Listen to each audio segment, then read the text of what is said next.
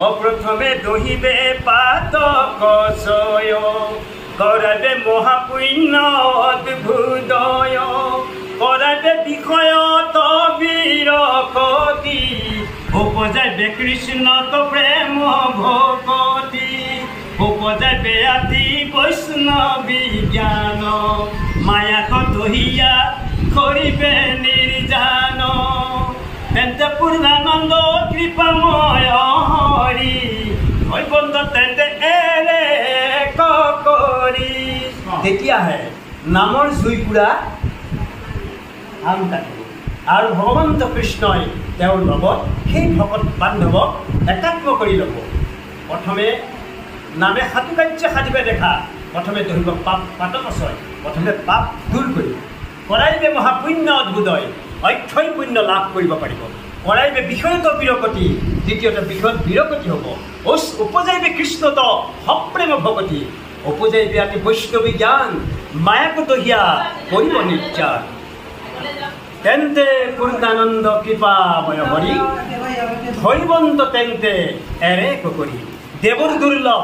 ব্ৰহ্মাদি কৰি দেৱতাসকলেও এই কলিযুগ ভাৰতবৰ্ষ নৰতনু কলিযুগ ভাৰতবৰ্ষ নৰতনু আৰু হৰিনাম চাৰি সংযোগ কলিযুগ ভাৰতবৰ্ষ নৰতনু আৰু হৰিনাম এই চাৰি সংযোগ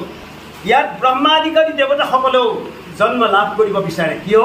এই কাৰণেই যে ইয়াত কলিযুগত ভগৱন্ত কৃষ্ণৰ চৰণত ভকত বৈষ্ণৱৰ যোগেদি শৰণ গ্ৰহণ কৰি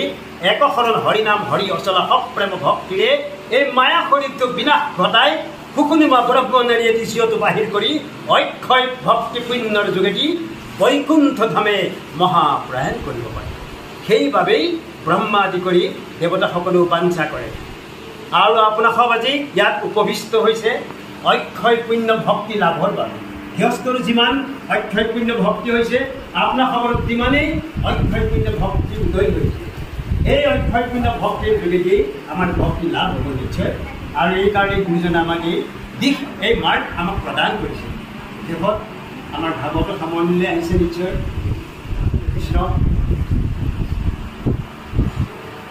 এইটো অকণটো সময়